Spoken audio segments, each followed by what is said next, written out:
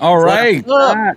Good morning. Good morning. Good morning. I am back. I am back from Vermont. I am back in one piece. I am rejuvenated. I am energized. I am here. Well, welcome everybody. God. Welcome to the HR Morning Show, the number one spot for all things HR all morning. And no, I am not John Baldino, but thank you, John, for covering for me from last week. I'm like John, but a little bit more hair, a couple years younger. But John's awesome, right, guys? Like Legend. John's a suitable fill-in. I feel like we're substituting up on that one, right? Yeah, I was expecting him to be on today, honestly. Well, I'm sorry to disappoint you, but Production welcome team. everybody. Yes, we're gonna work on that. Well, we are part of Purple Acorn, the only online community for HR professionals, decision makers, tech savvy individuals like you, and entrepreneurs interested in the lasted HR news and updates.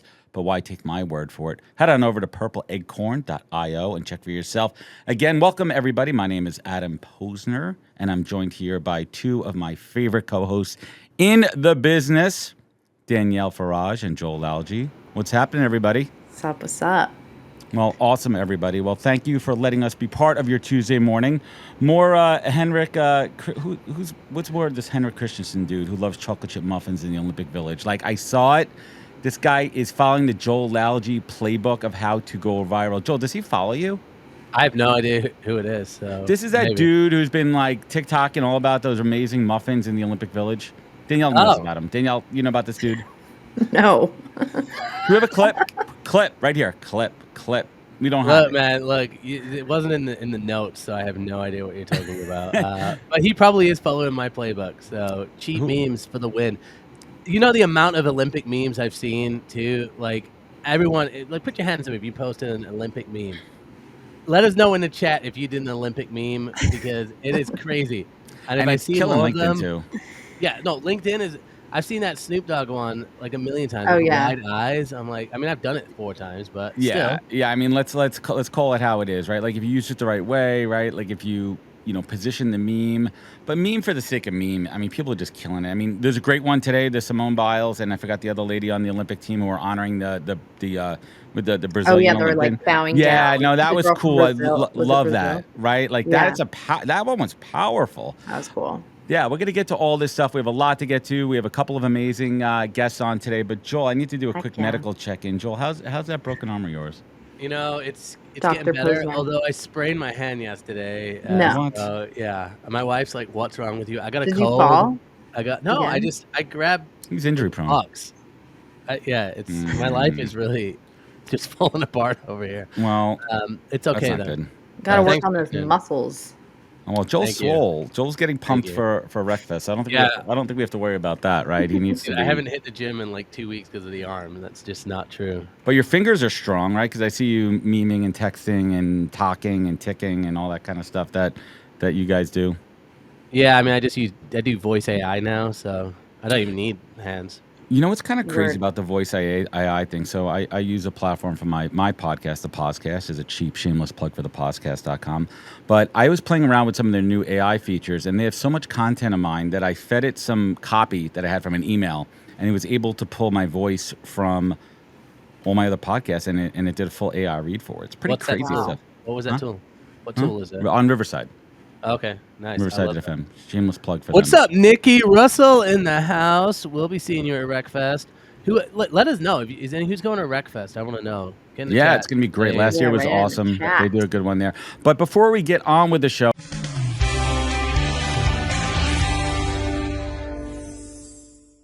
we wouldn't be having this show right here without our sponsor, Acorn. Big shout out to Acorn. And Acorn is a premier employee referral and internal mobility software platform. Acorn increases employee referral hires for non-desk and corporate employees by 5x and decreases dreaded turnover by 50%. That's massive. Additionally, they were a recipient of the HR Tech Award for Best Innovative or Emerging Tech Solution from Lighthouse Advisory. So check out Acorn if you want to take your employee retention and referrals to the next level. See, I got the sloth going on here. And if you guys want some Acorn swag, we have it. Drop a link in the chat. Check it out. purpleacorn.io/free. Send us your info and get your own sloth. I know Joel's kids and my kids stole our sloth, so we're just stuck with these T-shirts, even though I love it. Oh, I got sloth here. I got. Two. Oh, you stole it back from your kids? That's cool. No, It's a good I look. got 2 In the and she middle of lost the night. She lost one, and now she wants this other one. I'm like, you're not getting the other sloth. I need it. for our show. Okay. My salt is Maybe gone, but I she's have a great shining. mug. I've been using the mug. I like the mug. Danielle, how you feeling about this new internet upgrade? Tell us a little bit about that. Oh, it hasn't happened yet, but we were on we were on the phone with Amazon last night for about an hour trying to get Remember? my Ethernet cable delivered by today, which didn't happen. Wait, Amazon Fail. has a phone number? Do you have like a Yeah. button for that fail noise? Just come on. I know you do. Yeah. I know the production team is cringing over That's there. aimed But, at Amazon today. oh, it is aimed at Amazon. Yesterday, I got one of those like the triple Lindy. Like I got like 3 or 4 packages in a row at the door, and you get like the notifications. Plus, I have the Ring doorbell, so it's like ding, ding, ding, Oh, ding, ding, man. ding, and it's like packages. But we're gonna move on with the show. All right. We have tremendous fun and guests today, exciting so story. let's get the show on the road. I think we got Shout our out Katie Penner. I think we have our first guest, a very, very, First very special guest. Guest of the day.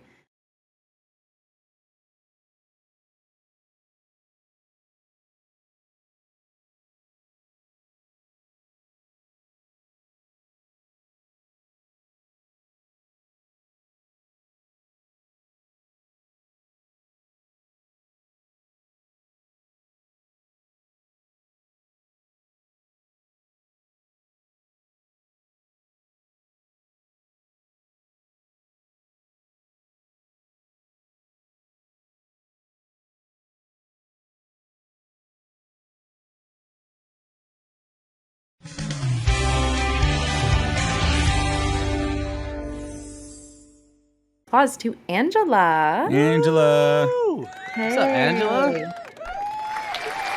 congrats. Oh, she got that big round of applause. I'm going for the 46 over 46. All right, Angela. So, where are you tuning in from today? The internet is curious. So, okay, so oddly, I'm in Santa Fe, New Mexico. I normally am in Austin, Texas, but I am escaping the heat. I'm in the mountains. I'm going to Taos today. So I'm just buzzing around the mountains of New Mexico to escape Texas. I'll be back in a few weeks. quick. First of all, hi Angela. Excited to meet you. You're coming on my show in a few weeks. I'm excited for that. But how long are you going to be in Santa Fe for? I'm leaving today to go to Taos. Oh, I wish I knew that. We were there in April. I would have dropped a couple of recos there. We loved it. What a special place. Magical, spiritual. It is. Yeah, really beautiful. Yeah, we've had a really good time. We've been here a week. And I'm working on a lot of things that needed some like mental, really like dig in moments. And it's been great for that. That's I love fantastic. that. Love the grounded feeling. Well, I'm trying. And we have Katie in the comments saying, "Should have taken me with you, Angela. It's hot as heck in here in Houston." So I feel There's like a lot of people that are here that have Texas license plates. So I'll just tell you, as I drive around, I'm like, I'm not the only one that said, let's get out of Dodge for a minute. yeah, totally. It's like my mom going to PV every January through March to escape the winter, the LA winter, nonetheless. It's not even that bad. What's PV? Is that Puerto Oh, Vallarta? yeah, sorry. Yeah, Puerto Vallarta. That was a guess. Yeah. That was Good guess. a pretty good guess. Great guess. I'm good. But I'm good. A broken clock is right twice a day. It's okay. Yeah, that's true.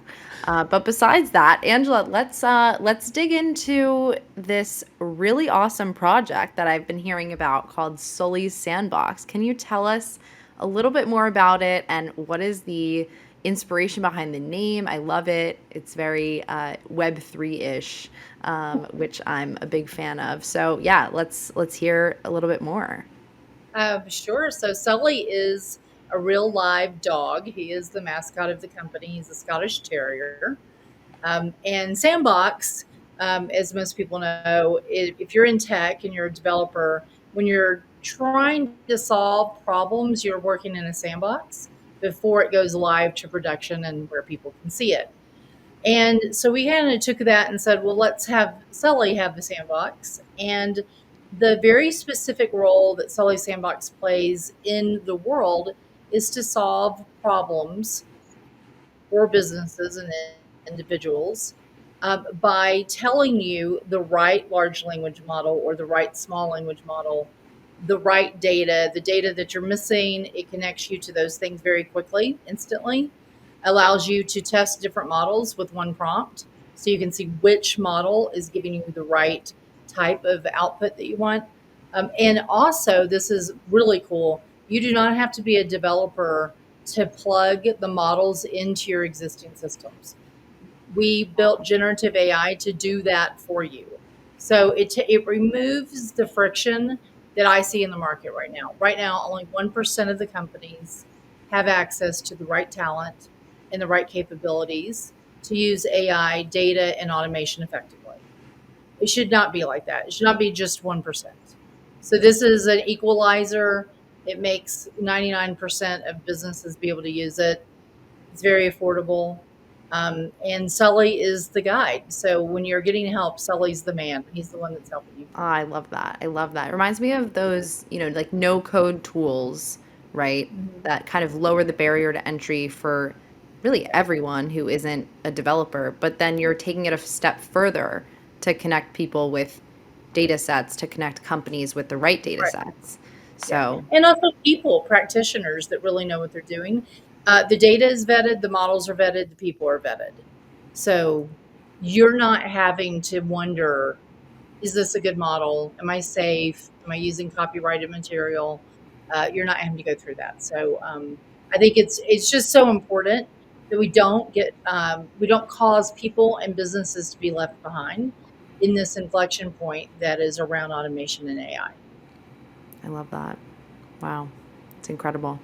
And recently, I mentioned it just a few minutes ago, but you were named on Forbes top 50 over 50. Tell us a little bit more about that. I have to tell you, I was humbled by it. I was not expecting it. When they asked us to answer their questions, you go through an interview process and stuff. And had looked at who was on it the years previous, and I was like, wow, okay, I'll go through this, but I don't think I'm actually going to make the list. So I was so surprised when it came out. And I will tell you, the thing I like the most about it is the fact it has already given us more exposure, so much more exposure, which means we can actually get the solutions that we build out to more people because more people know about us. Right. And to me, that's the best thing about these. The thing I don't like about it, and I talk about this a lot, is there's no way for me to get these awards like from Forbes and Inc. and stuff without my team. And what ends up happening is I'm the one that gets all the accolades, and really it should be for my entire team. Because this is not a one person show, and there's no way that the things that we're doing is happening just because of me. So that part I don't like. I wish there was like a way for them to get the recognition too. Well, I think that the light that's being shined on you specifically during this process enables you to shine a light back on the team. So it gives you a larger platform to Yeah. have your megaphone and share that. So kudos Yeah. to you on that. Congratulations. Yeah, it's been a lot of fun. I have people. This is odd, right? I have people reaching out to me that I haven't heard from in decades. So I'm like, what? I don't even know how they found out that this happened, but it really tells you what the reach of Forbes is. Totally. I love that. Yeah, and it's interesting too because that list is super expansive. Like it's not just tech and business, but like to see, major artists on there and like, these incredible iconic people. I mean, that must feel pretty freaking cool. It is nice, and I will say this too. So being a founder of a tech company and being a woman, you're already kind of unique.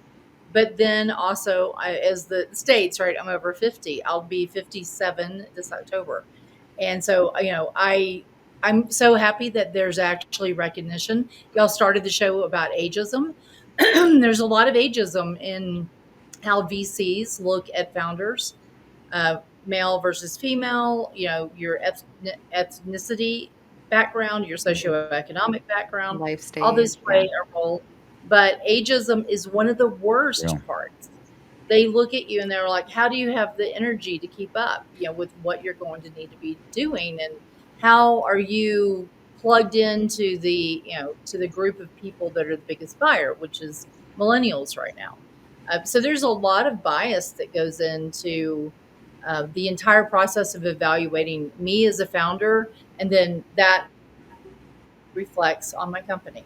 So for Forbes to be recognizing founders that are not just in their 20s and 30s is also amazing.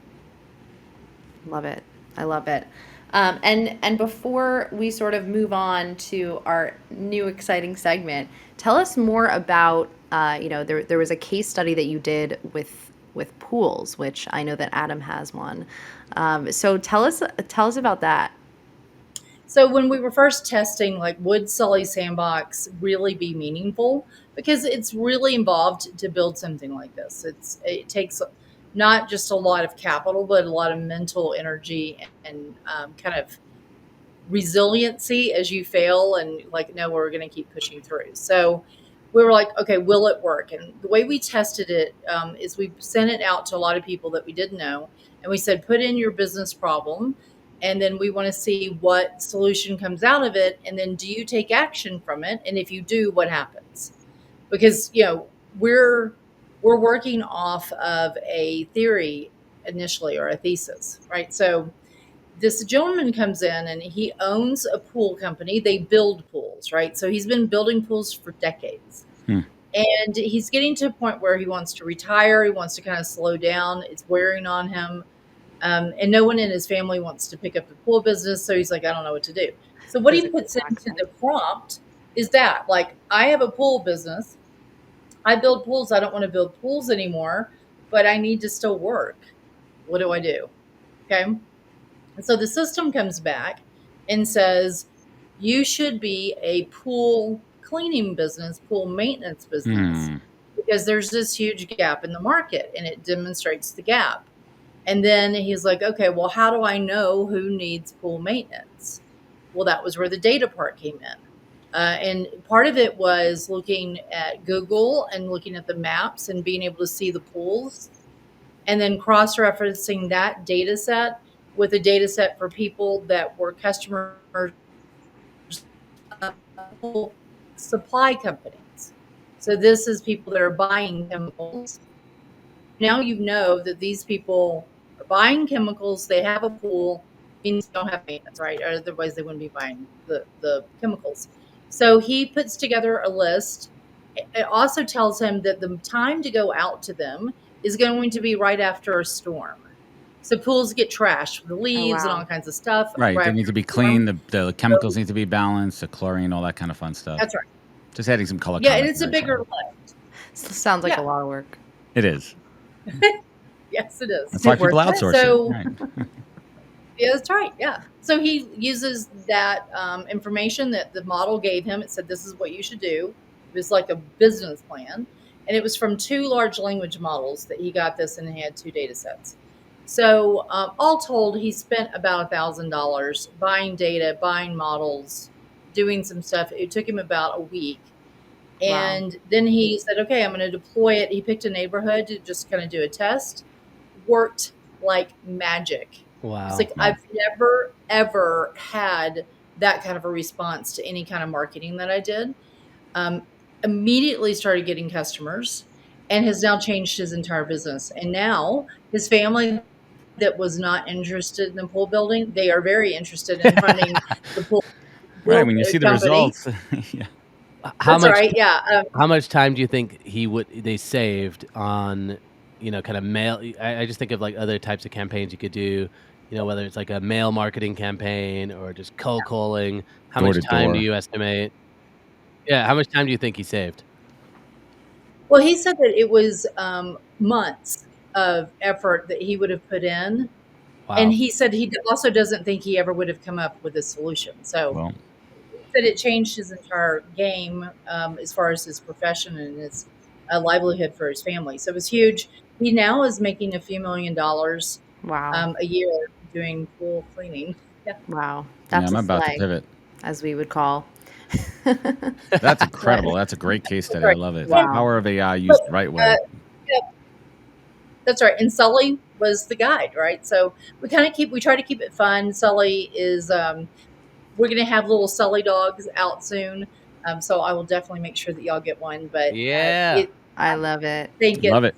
it's a lot of fun. Yeah. Well, speaking of Sully, he is the new inspiration for a new segment that we have on.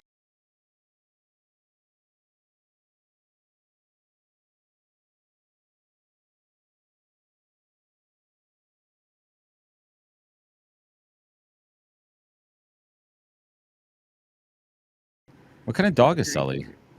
Sully is a Scotty. Scottish Terrier. I like that. We Yeah. love the posers. We're not a pet house. Yet. We're not a Those pet pets- household, but we love pets. No, we love other people's pets. We do. We love dogs. I don't like cats. I'm not a cat person. But this is cool. I love dogs. I love our friends' dogs. Certain dogs Yeah, are we allowed are- in our house. Certain dogs are not. We are a huge animal friendly, pet friendly company. We celebrate them. We celebrate their birthdays. Like they get on Zoom calls. The only reason why Sully's not literally sitting here right now on the camera is he's on a walk. But Sully is, he's just, like I said, he's just a representation of how we feel about pets. And I think it's just so much better for people in work when they get to be around, whether they're So cat true. people, dog people, whatever Yeah. bird, pick So your true. animal. Yes, one of my friends works at BarkBox, and actually, she said the same thing. She said, when people bring their pets to work, you look at the pet, and then you look at the person, and you're like, oh wow, how they're doing, and it reminds you to actually care about the people that you work with, which I found really interesting. I pet plants in my office, and when I look at them, it just inspires me to keep God. growing. Oh my Nice. gosh. I got a You pet get a sloth.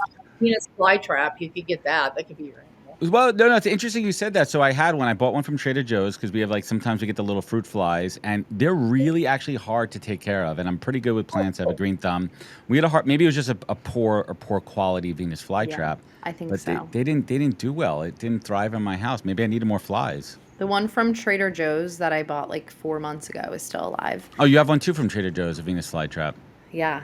I'm gonna buy a new one. I'm gonna give it another shot. I think I Yeah. could. I think I could rejuvenate the Venus flytrap situation there. But back to luck. pets. I've seen it. I mean, that's an interesting one in the office too. I mean, one recruiter job I worked at, this guy had a giant. What are those? Like a Great Dane, and this thing was massive, and I was hyper allergic to it. So yeah, that became a little bit of a problem. But in theory, I like the idea of having pets in the office as long as there's no allergies there. Because if it makes people happier, they're more productive and it adds to the culture. So kudos to that. Yeah, I love that. So true. Well, Angela, thank you so much for joining us this morning, all the way from New Mexico. Enjoy the And rest of your trip. It's Yeah. fantastic out there. It's God's country. Sounds lovely. All right. All right. Thank you, Angela. Bye, Angela. Timing. That was a perfectly timed. So keep the show moving along here. I think we're doing a back-to-back double header here. Oh no, Angela's back for a proper goodbye. Yeah, I don't know what happened. It's wild. Angela, we want to thank you so much for joining us today. I'm looking forward to having you on the podcast in a couple of weeks. Take care, enjoy your trip, and safe travels. Bye, Angela. Awesome. Thank you. Bye bye, guys. All right, the morning show keeps on trucking along with back-to-back guests. We have fantastic guests today. Who is up next? Who is knocking at our door there?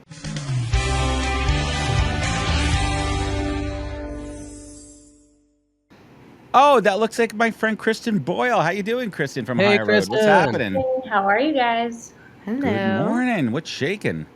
Thanks for having me. Excited to be on the Purple Acorn.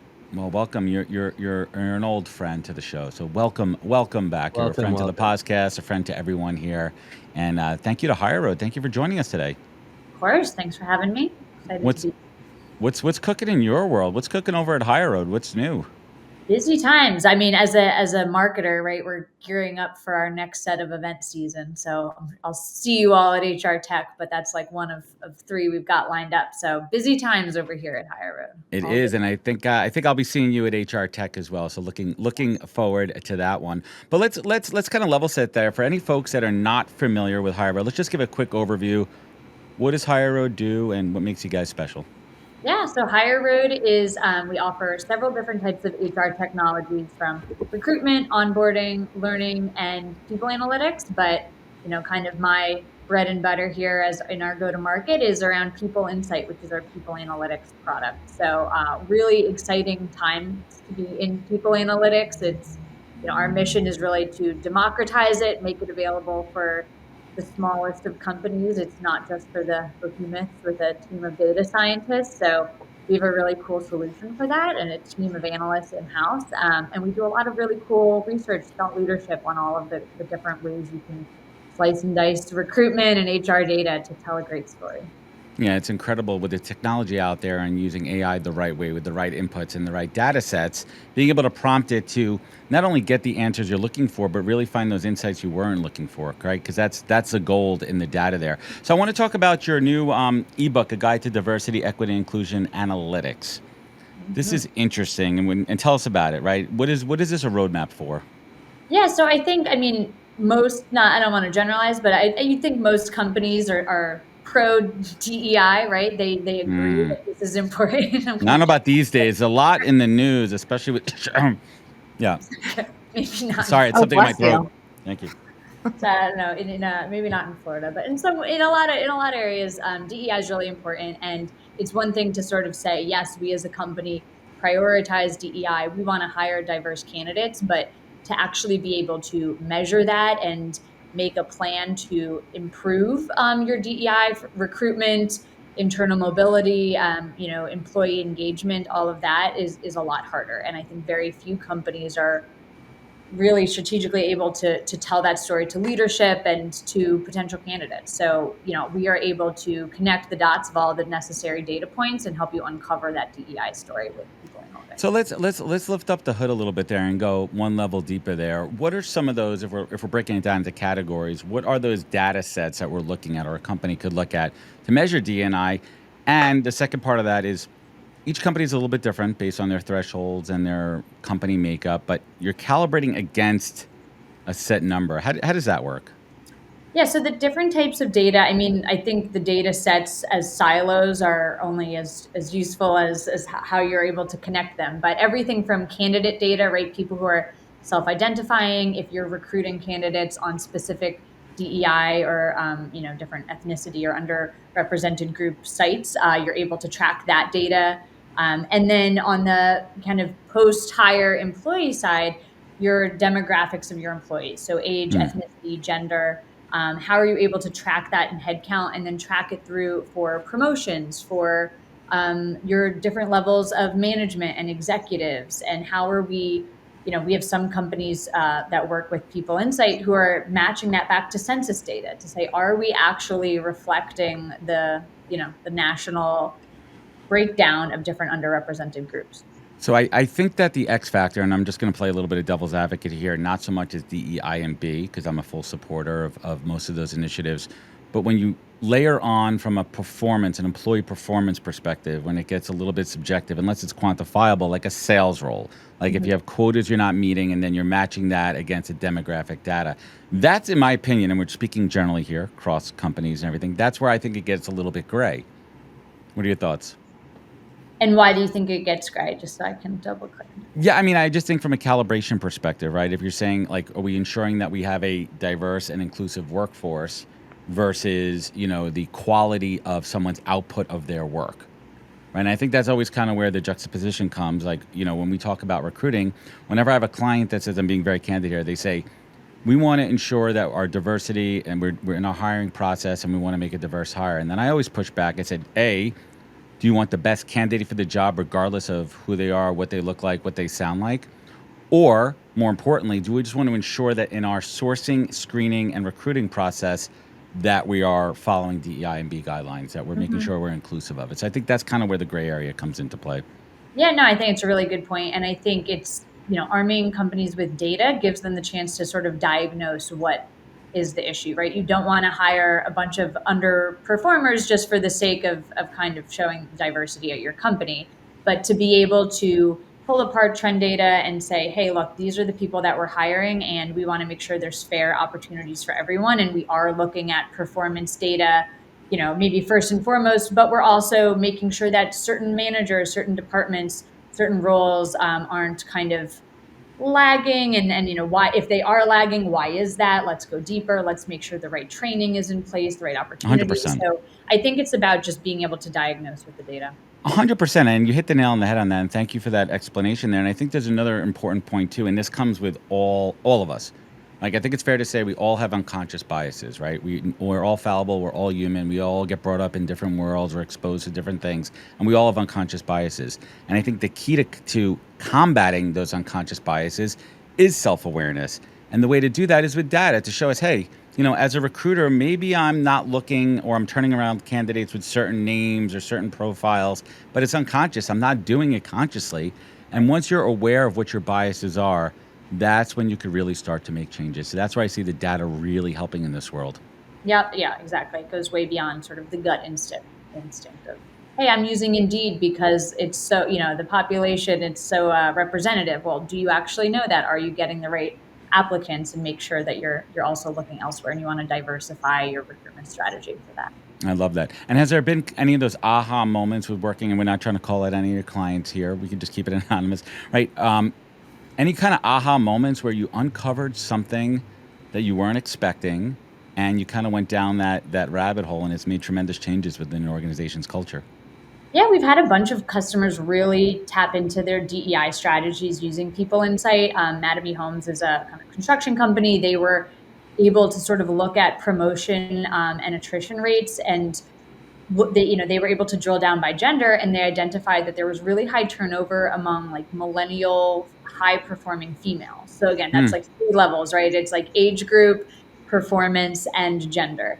And they're able to kind of showcase that insight to leadership using some DEI dashboards to say, look, this is where the turnover, the big gap is. And ultimately they created a really cool program called like Win at Mattamy. And that was focused on developing and retaining, younger women and growing them in the organization to sort of help combat that turnover. So I think that's just one use case. You identify a gap, you present that to leadership with data, and then you get buy-in to go try to fix it.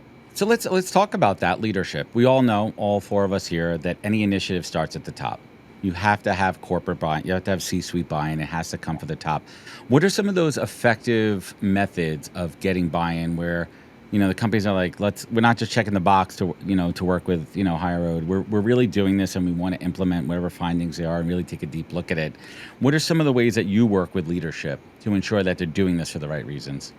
Yeah, I think, in terms of kind of connecting this data, HR metrics back to what matters to leadership, there's a few things. I think understanding what leadership is actually asking about and the why, right? They want to every CEO is like, what's the current time to fill? It's like, why do you actually want to know that? Is it because your sales team is not performing? Okay, then let's actually drill into that and not focus on time to fill.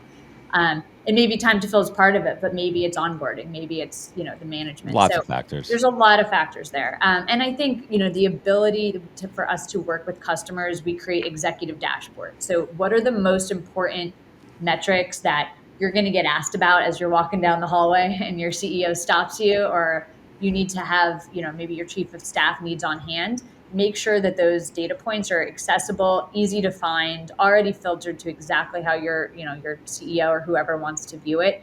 Having all of that ready just makes it, I think, what we hear from customers, HR teams often are hesitant to share their data because they don't know if it's accurate. People data is messy. It takes a while. Oh, let me get you that in 4 to 5 business days.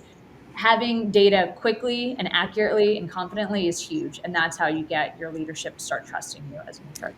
And then, it always comes down to an ROI, right? What is the ROI of a DEI initiative? And mostly it's skeptical executives. Like, why are we doing this? Again, it goes back to checking the boxes. But having those dashboards shows improvement, whether it be attrition, right? Whether it be onboarding experience. It's just making for a better organization. We absolutely love this. Give us a little alpha before we move on here, Kristen. What's the next step of this initiative of the program? Yeah, I think DEI is ongoing, right? We are constantly working with companies to connect the dots between recruitment data and sort of HCM, HRIS data, and I think DEI is the perfect example there. So there's a lot of data that exists coming from the TA world, data that exists in how to target diverse candidates with your recruitment strategy, but a lot of times then you lose sight of what happens to them after you hire them or after, they get into the interview stage. So I think being able to connect the dots there is a really big step of seeing your data all in one place so that you can go deeper, ask the right questions, and be able to kind of showcase your progress and initiatives to leadership. Yeah, I and love it. it's a huge selling point too for this next gen of workers that not only do they care about DEI, but they actually want that communication of how is DEI being worked on constantly and improved. Right. It's not just about saying it on your career, your career site.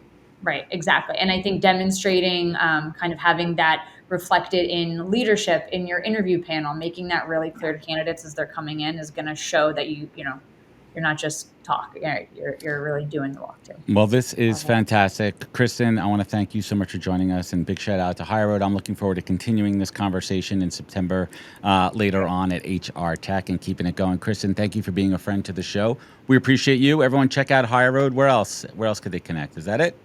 Highroad.com. Find me on LinkedIn. Kristen Boyle. Would love to connect. And thank you guys for having me. Kristen, always a pleasure. Thank you so much for joining us on the HR Morning Show, brought to you by our friends over at Aaron. So thank you so much. Thank you guys. Have a Thanks, Kristen. Take care. What time is it, guys? It's time for headlines.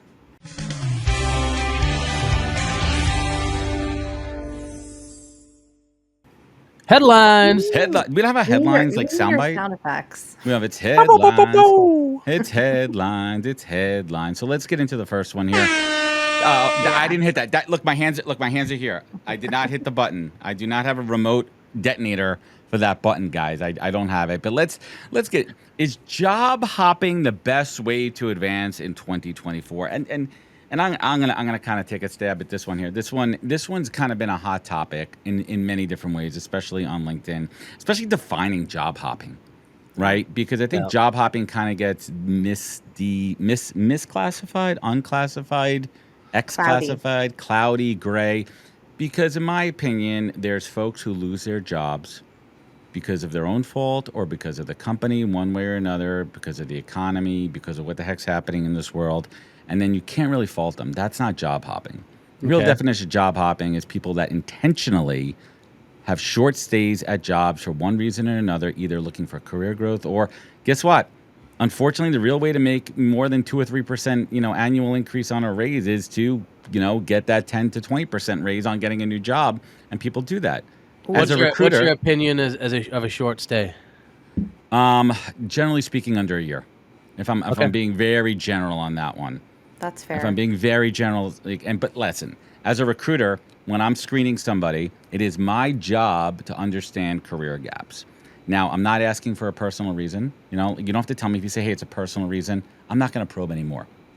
But if you start to get into it and you're opening up Pandora's box and you start telling me more things about the company, listen, and not every job works out well. Let's be honest about that. Some people are sold a wrong bill of goods in the interview process. Or on the other side of that, I'm a big proponent that candidates need to take ownership of the interview process and do their due diligence in the interview. So it Yeah. works both ways. But this idea of job hopping, the best way to advance in 2024, Danielle, what are your thoughts?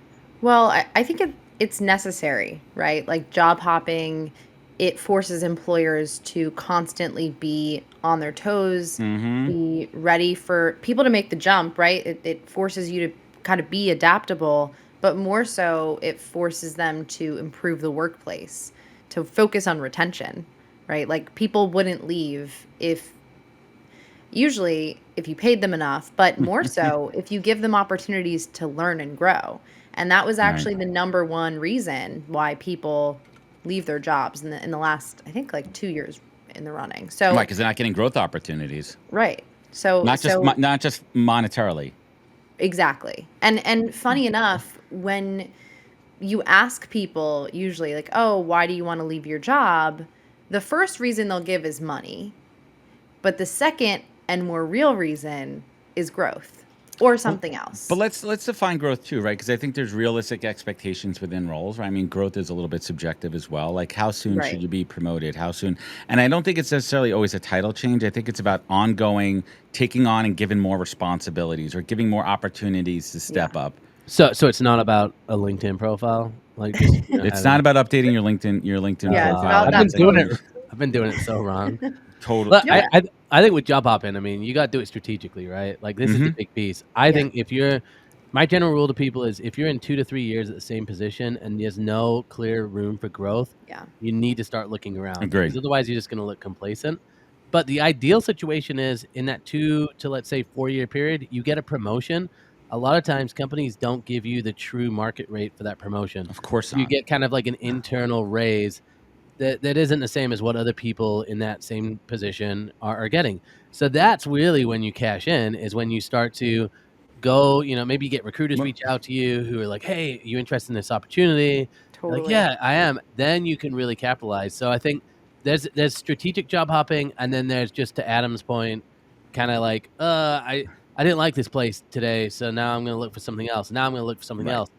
You got to show some sort of like progression and usually, I mean, the job title can show some of that progression. I mean, if you go from director to VP to whatever, that's going to show that progression, But if right? you don't see that, right, that's a red flag to me as a recruiter too. That's a If you're huge saying red if you're flag. staying kind of flat in the titles, right, like that's like you're kind of moving That, along then, quickly. then that's when you But need to be able to show more scope, so maybe you had a same job title at a small company, and then you went to a large company, and you could say, Right. "Well, I was it's managing." relative.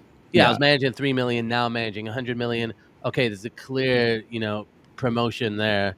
But if you can't do that, to your point, it's not even a red flag to me. I just know it's going to be a red flag to a hiring manager because that's exactly it. there's so many books on this. There's You so know. many. And right, and Joel, Yeah. I kind of laugh at the one that you always post too. It's like when a client, when Thanks. the hiring manager asks, "Oh, tell me about your job gap. Tell me what," and then the candidate replies back, "Tell me about the last 2 people that left this position."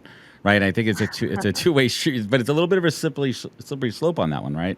I always tell people like, look, I think you got to do your due diligence. You got to know about the company, and if Mm-hmm. you come in there, I mean, to me, an obvious one too is when people are like, oh, where do you see yourself in 5 years? And then like Where do you see this honestly, company in 5 years? I think you gotta have discretion and how much you want the job. If I personally was asked that and I looked at the company and they haven't been around for 5 years, I would be questioning like, well, why do you, number one, why do you care? You haven't even been around for 5 years. And like, Joel, what's your plan in 5 years? Joel is so unhireable.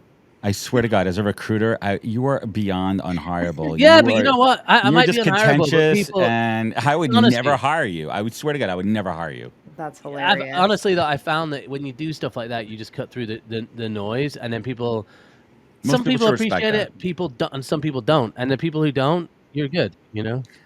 All right, awesome. Well, let's get to the topic du jour. Let's get All on to right. the God. Olympics, and this is Joel's one here. Joel, All let's get right. into Olympics surprising day jobs. What's this all about? Look, I've been seeing this more and more, right? We got the Olympics going on. I think when I watch the Olympics, I'm assuming that all of these athletes are balling, like they're making cash, and some of them certainly are. We know the ones that are, but there are lots and lots of Olympians that, uh, they've got surprising day jobs. They're doing other things. They've got side hustles going on, and really, to me, They're this is selling always LinkedIn courses, right? this, That's their side hustle.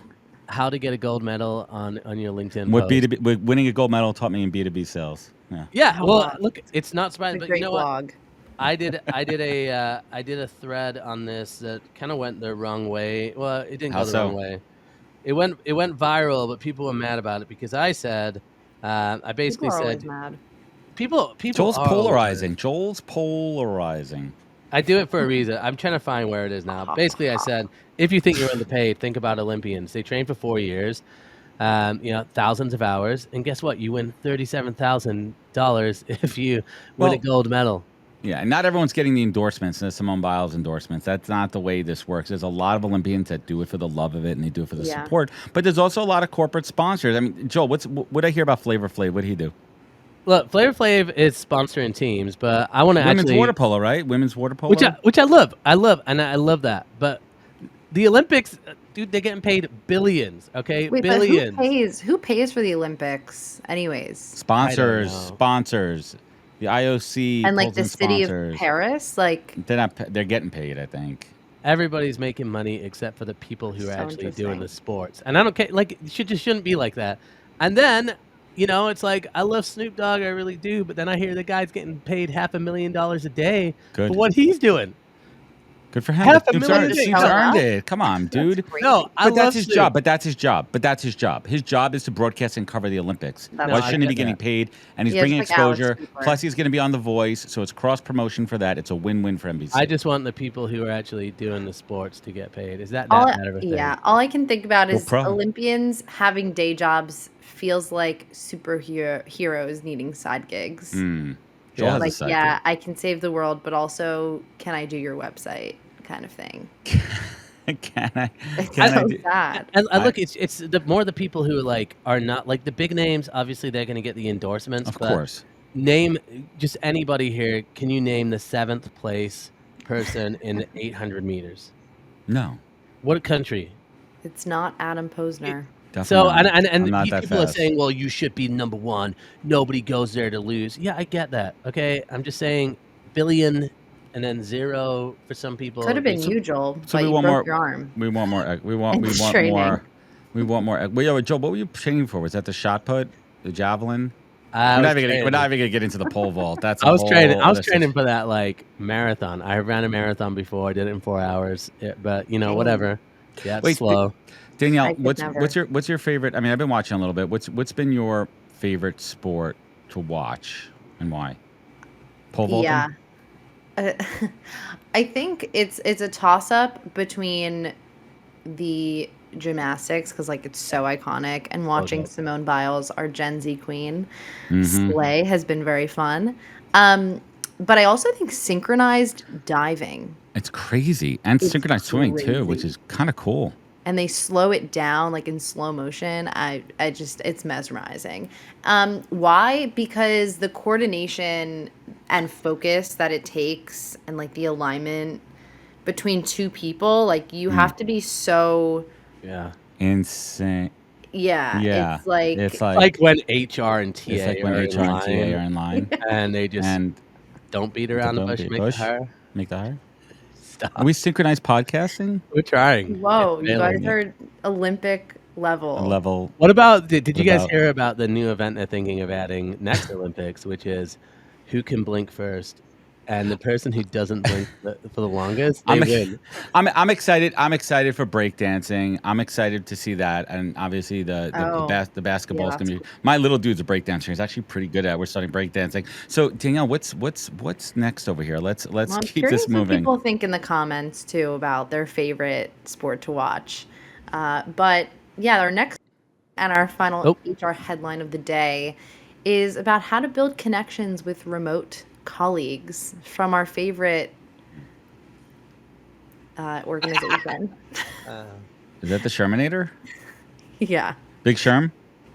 Basically, this story, it's focusing on people's biggest questions regarding how to build connections with remote colleagues, and essentially they talk about a lot of different things, including virtual meetups and coffee chats and all the typical things that you would expect. But I think overall, it's really more about prioritizing that like remote first mindset. Because most of the time, and more often than not, the remote people are going to feel left out. I think the biggest thing here is like empathy, right? Like putting yourself in that position. I mean, I personally never worked in an office full time. I graduated into the pandemic in a remote environment, and crazy. my first day of work was logging on to a new computer. And I meeting did the same colleagues. thing in the office, by the way. I just want to clarify. Yeah, for real. Very similar. You log in. That's great. Yeah, that's exciting. But no, I didn't get to like walk in the front door, like decide, what I was gonna wear. I kind of just So wore disappointing. sweatpants. Yeah, it's sad because it's something you look forward to, but I think for remote people, it's not sad. I think a lot of people are choosing to be remote, but at the end of the day, they're just as much a part of the company as anyone else, right? So I think focusing on how do you make every experience that you're providing and offering at your company a great experience and like an Takes work. equal experience across the board. But yeah, what do you guys think? I think it comes down to I think it comes down to leadership too, setting the example. right? Yeah. For these remote first cultures, is the leadership taking it seriously? You know, are they doing a couple of different things? One, are they giving folks a grace where not every call, every meeting has to be video? You want to give people the room so they're not always having to be Oh on. my God, In the yeah. same breath, being very clear that this is a team meeting and we would like for people to be on video. And then if you know you're going to be on video, you could prepare for it.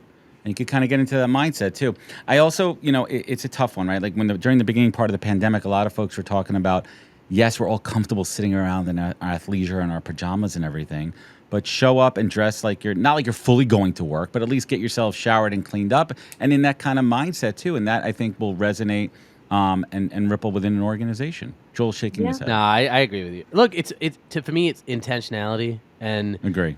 look, I work solo. I work from home, Mhm. and one of the biggest comments I get from people is like, "Dude, you check in with me a lot." Like I'm always calling people, texting people, Yeah. reaching out to people.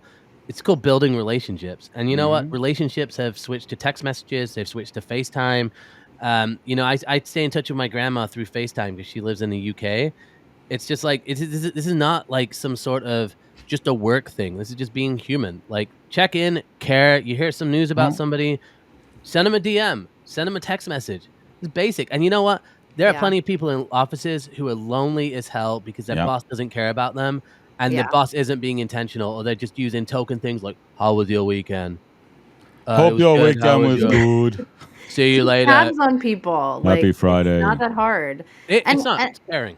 and Just check also in.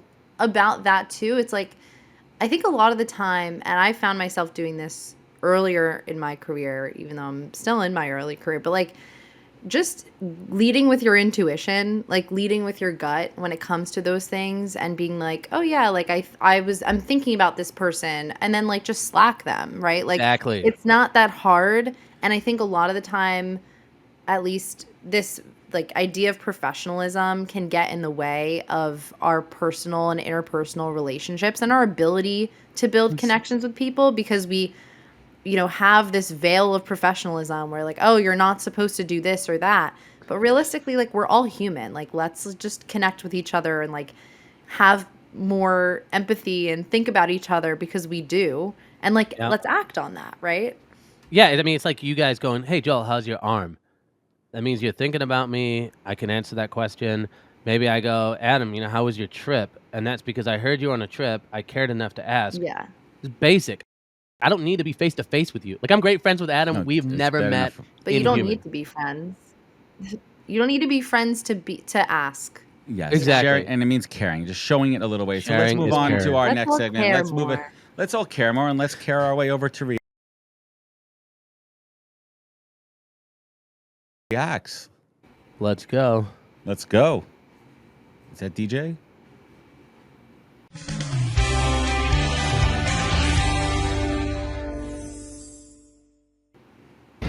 Oh, we are still hiring. I was just talking to Ted over here, the president of my company, the one who tells me what to do.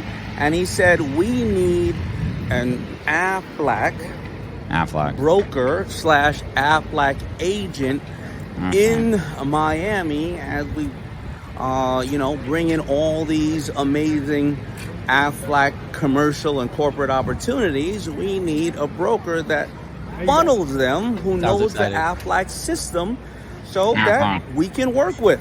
All right, we're hiring. Go to wait, Ted, Damon at DamonJohn.com. Damon at DamonJohn.com.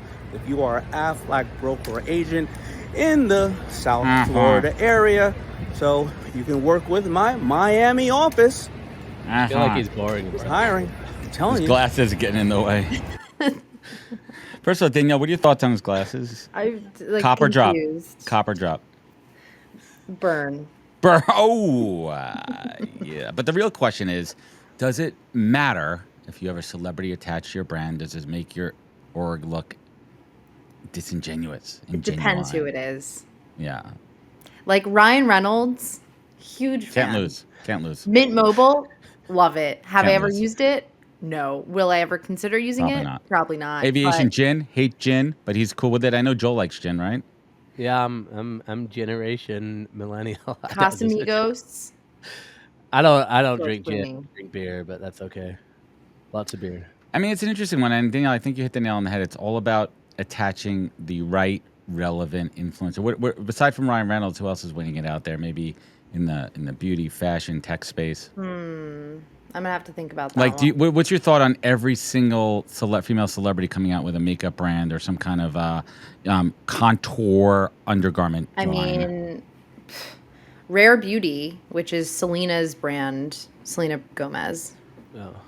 Wait, is Can killing it. I say something about that? Yeah. My wife and daughter love that brand for the quality. She says that, but the other Yep. one, the other Kardashian one, I forgot which one was a makeup brand. It says garbage, but that Yeah. Selena Gomez one, my wife's like, because I overheard the conversation with her friend. She's like, "This is really good stuff." Like, If it's good product, which it should be if you're a celebrity and you're putting out any sort of product, it's like it's a good product. And then it reflects better on that person's brand. If the Kardashians have a brand that is, where the product is terrible, that's going to reflect poorly on them and vice versa, right? Like if you have a celebrity, being attached to your brand, I mean, Bud Light is a good example of, well, that they failed there. misalignment. It really matters who you choose. But if you Well- have a celebrity and it doesn't go well, it reflects poorly on the brand. Well, we're lucky because we have a resident celebrity on our show here, Joel, and I'm being dead serious about this. Joel is a master of brand sponsorships. Joel, how do you evaluate when maybe a company comes to you and they're not the right fit? How do you evaluate that? How do you handle that? Yeah, usually I just think about what's the content going to be that I can create, and like, do I have any kind of emotional attachment? Am I like thinking? Do I have a million ideas running through my head from the get go? And then usually I'm actually vetting it out through the sales process. Because if companies are really difficult to work with, I'm like, you're going to be a nightmare to create content with. That's how I get paid. And then the other piece is like the people to me really, really matter. So like I can actually get behind a product that isn't necessarily 100% if the people behind it are amazing, because I know they'll get the product to 100%. And it's like, what's the mission? So like right now in TA Tech, for example, there's a lot of TA products that are aimed to replace recruiters. I'm not interested in working with you. If you come to me and say, hey, I've got a product that will help recruiters and make them better, I resonate with that. Yeah, What's that I hum think that's all about? marketing, it's a though. slippery slope, right? Like, you and I are both, working with companies in the AI space when it comes to recruiting too. And I think there's a balance there, right? Is it ethical? Are they doing it the right way? Are they empowering candidates versus, maybe leading them down the wrong path? So we have to do our due diligence on that side. Exactly. Danielle, what would be a dream partnership if you could take two brands out, brand and a celebrity out there? I know I'm putting you on the spot here. What do you think? Oh, a dream partnership. I would say like Zendaya, who I love, Yeah. and like what's a good brand? John Deere tractors. Like, that Nice. just works. Like, Yes, I love that. Adidas. Adidas. See, now Dude, that's an it's interesting probably one coming done. the other way. Adidas, they got in a little bit of hot water. They didn't fully Oh, yeah. vet out, was their Bella Hadid situation. or Specifically whatever. in that year of the In that sneaker year. that they brought back. Fail. Bad move. This is how Bad bad I move. am. Like, I just don't even pay attention. I just Remember know the first time it kind of happened with Kendall Jenner and like Pepsi? Ugh. Oh my God, that was crazy. How did these teams? They not know this? They have full PR teams, right? Yeah, that's the thing too. Is like I don't understand how these things fly under the radar. A lot of Like, people and get then paid a lot of money for this, and they It's fail. insane. People got fired for that. Definitely.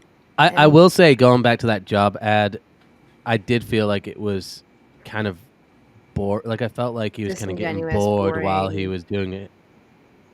And maybe that's because Adam just kept going Affleck in the background. It was I don't know. right. It wasn't I genuine. wouldn't go. Couldn't work connect with that. him too. He was wearing sunglasses. Like And that's a walking down the terrible. street. As a content creator, I would think that you would point that out, Joel. You know what's what's interesting too? If you ever notice, Gary Vee is never wearing sunglasses, and I think that's the reason why. It's for the eye contact piece. But we're moving on here. Speaking of the weather and being sunny, let's go to Surge.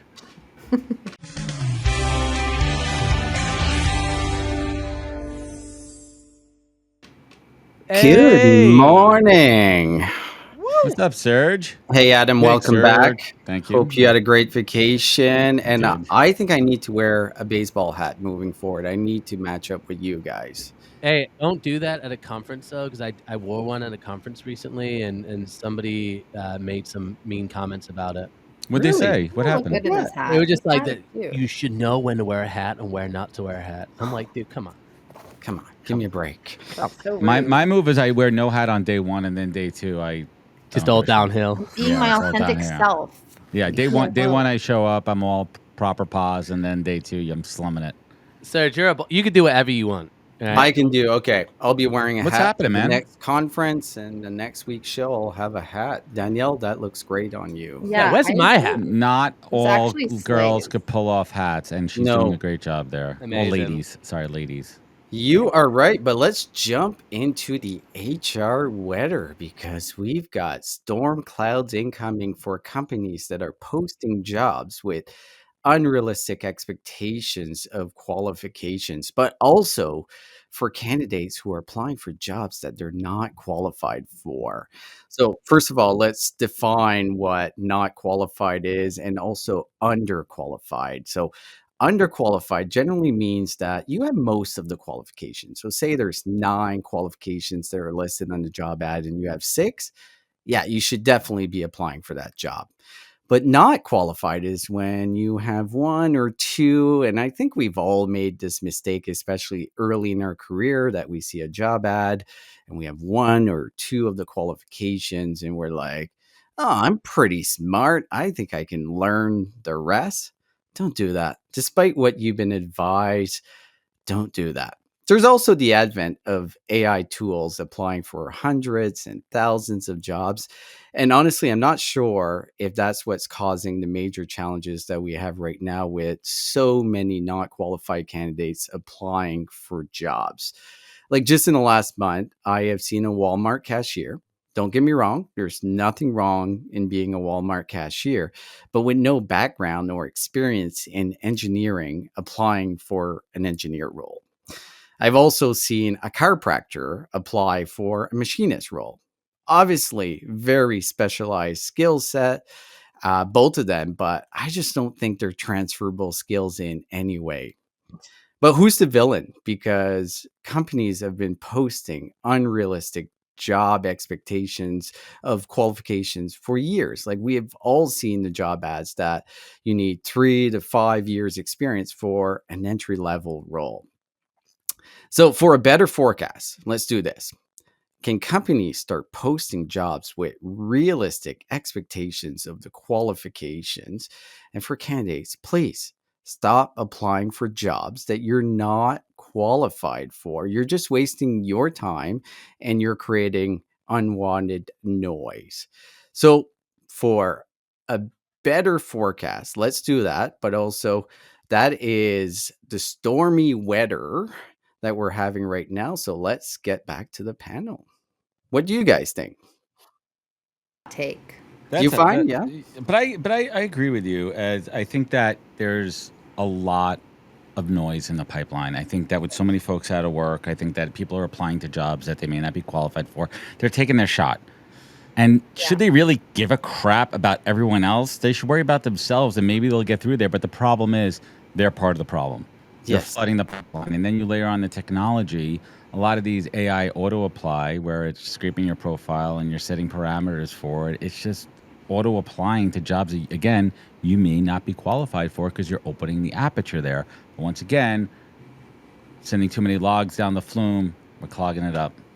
But Hence if all the logjam. if all the advice on the internet is saying like, oh, it's a numbers game, like apply to as many jobs as possible, then what do you But do is that with the right that? advice, Danielle? Because I all don't these people, I don't we're know. Is seeing it people Joel? applying Is for Look, 1,400 jobs. I tell people, look, it's that's like saying there's different ways to skin a cat, right? Like it's in sales, okay? You skin Sales cats? in sales, you can send out 3,000 cold emails and you might get a 1% response rate and get 30 new opportunities to sell.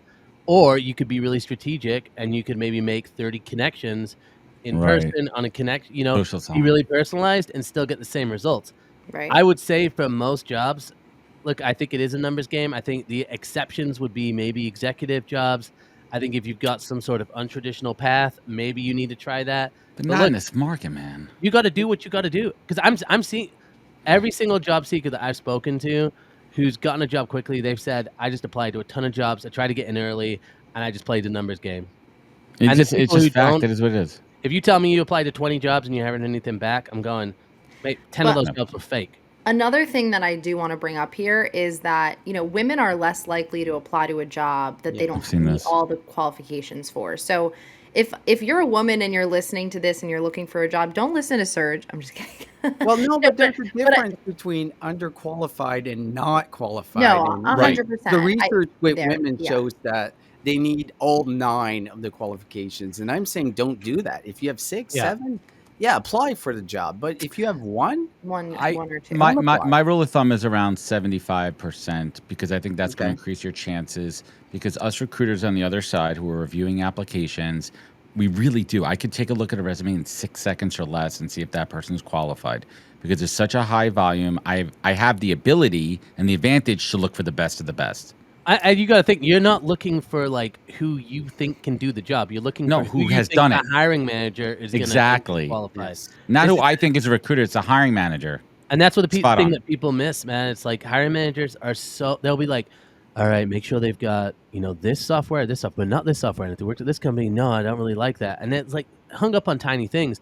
As a recruiter, you know that. And so that's who you're looking for. You literally, it's not even what I think. Because I think actually the truth is within 6 months to a year, you could probably train people on most jobs. Mhm. But companies, they don't have the bandwidth. They don't want to pay for it. There's a risk associated with it. Especially now. And in this Well, that's- market, why would they take that risk? That's really a good point because we're seeing that there is way less bandwidth for hiring managers or companies to spend time training, as it was the expectation 20, 30, 40 years ago. Everyone was hired pretty junior and they came up the ranks, right? Like you Yeah, got to exactly. do your job, you got trained.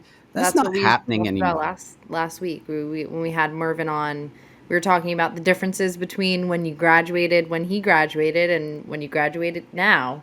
Yeah. And it's completely different. There's Like, there no were such dinosaurs thing as walking a around. 8-month training program. No, No, I mean doesn't some of the big exist. companies still have that a little bit, right? Some of the Yeah. larger enterprise level companies out there, but it's a whole new world and it's a whole new game. And the hiring process isn't changing. I don't see resumes going away No. anytime soon because you need to have some kind of document. But the problem is it doesn't show your aptitude, attitude, and ability. I do want to clarify though too. It's a balance. Like I think you got to apply to a lot of jobs, but I think they got to be the right jobs. Correct. What I do not advocate is if you're just going easy apply, you got to look at the job description and then look at the first 4 bullet points in a job description. Look at the vernacular that's being used, and you will see there's a chance if it's a junior recruiter, they're probably going to use the keywords, and those 4 bullet points at the top will reflect what they care about. If they use the word analysis 6 times, you better make sure you got analysis on your resume.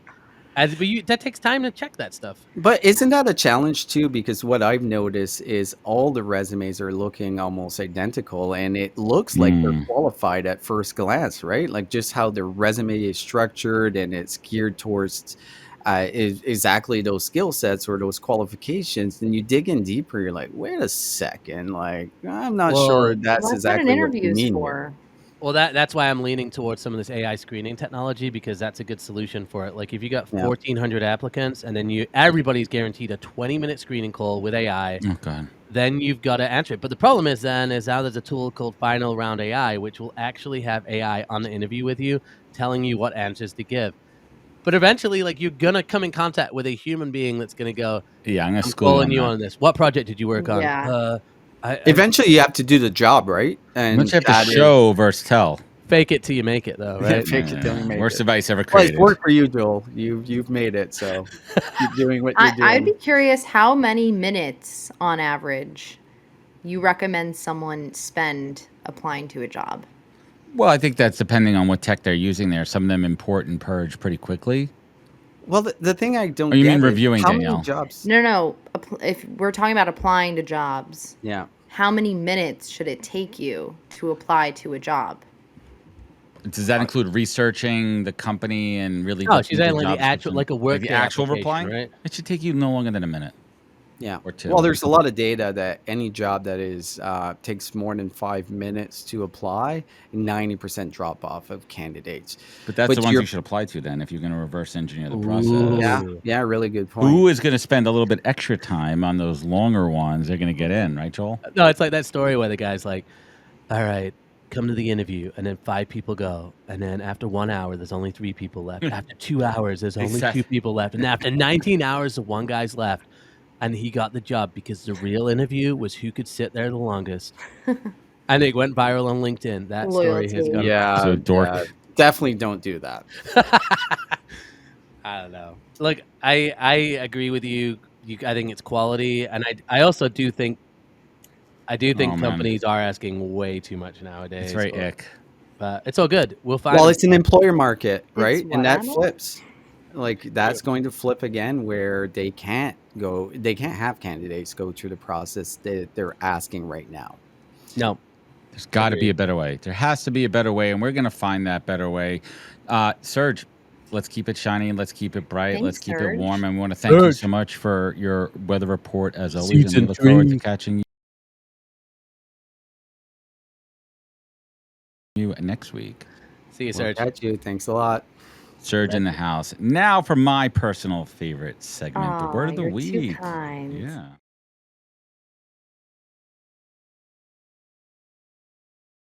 All right, this word of the week this week is one I think both of you already know, but it is ick. What does ick mean? It's not far off from the original meaning of ugh, gross. It's a sudden feeling of disgust or repulsion. Usually describing a habit, which is very true in my close friend circles, of dating someone and like icks associated with, you know, what might turn you off about that person. So I'm curious to hear from both of you. What is your biggest ick? It could be recruiter. Yeah. I Well- think my ick is, you know, I talked to someone recently, and I think when candidates, I'm on the phone with them and they just talk over me, or they're like super like, oh, you know, like when you talk to someone, they're like overly confident, and you're like, They're like, oh yeah. Chad? Yeah. Yeah. yeah, they're kind Yeah. of like me, but like they're looking for the job, and I'm like, look, you cannot go into the interview and Don't be talk like to me, just don't like, or talk to them how you talking to me. Don't be like me ever. That is my Joel's that's my super big ick. unhireable, as we've heard. I mean, I know I'm unhireable. I've actually proven that out, and I can tell you as a recruiter that Joel is 100% unhireable. As a good recruiter. Sorry, not like, you know, like a good actual recruiter. It's true. I'm probably the only person on LinkedIn that shows up with 20,000 search appearances and doesn't get any emails from recruiters. It's so sad. Like, No, it's I terrible. mean, the best of the, like, I like getting these texts now. Are you looking for a job? We could pay you $9 That's to it. $12 Oh a day. That is my it. god, I get them so often. And That and, is and, and political text messages, ick. Ick. Oh my gosh. And you could unblock the hell. You could block the heck out of them all day. That's ick. And I'm also an ick lately on suburban drivers. Ick. Poor No, I'm people are upset, man. City peop- drivers, ick. No, BMW drivers, ick. no. People that drive, like I drive Driving, defensively ick. aggressive. That's my style. I'm defensively There's- aggressive. that I'm calling you on that, man. You are probably the most aggressive driver. No, I I'm know. not. I I'm got really honk. not. Probably Pause, honks. pause. No, Yeah. I'm not. I'm not. I gotta get to my show. I gotta get to Gotta get in my office. Yeah, ick is good, but Danielle, personal relationship. Let's get a little personal here. What's an ick for you besides Ick having to story. shower before bed every night?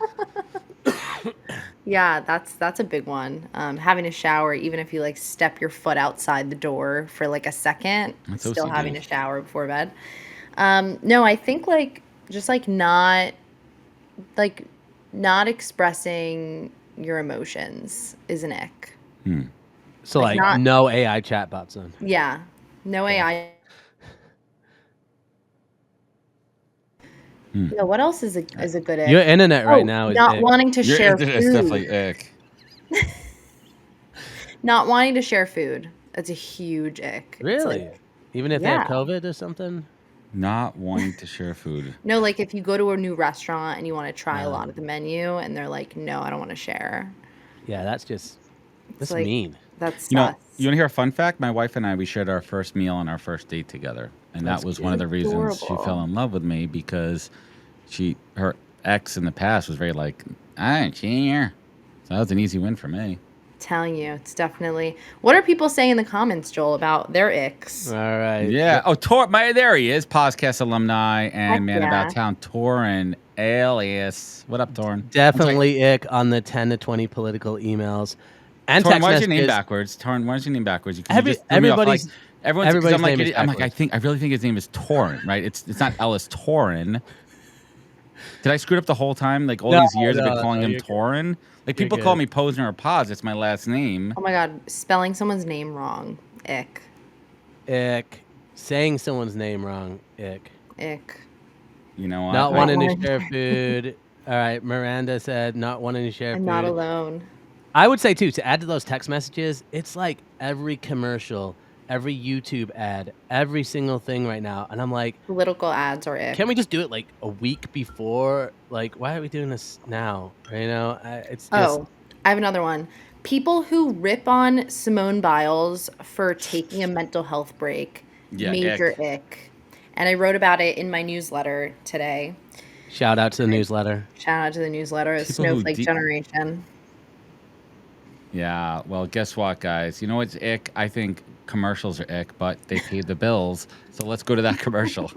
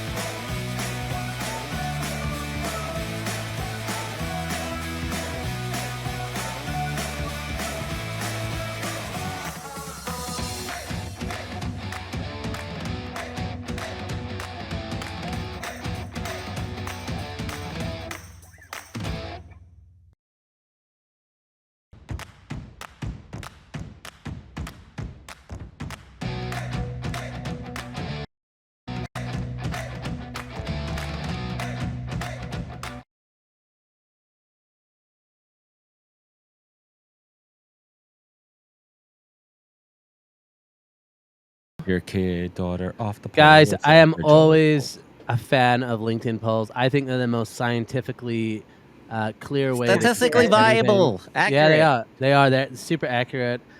So where this came from, I saw a post over the weekend that basically said that most hiring managers and recruiters do not care about resumes anymore. Instead, they care about your social media footprint. Was that a Hermosi? That was a It was, Hermosi? it was Layla. Layla, What are you talking about, bro?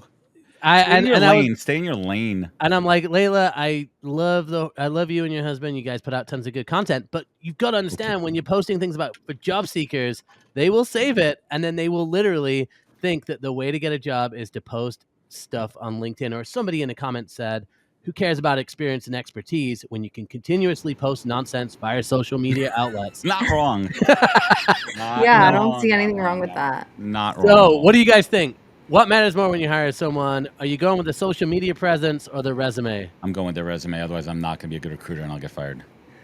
Yeah, I guess Hey, the resume. this candidate's not qualified, but boring. check out these killer memes that they stole from Recruiter Kenny. These are killer. You should definitely hire this person. Things Definitely. that have never been said during an interview. But what if it's for a social media job? Not even. Some of the best social media people I know have The no worst. social media. It's a plumber with the broken toilet. It's true. So true.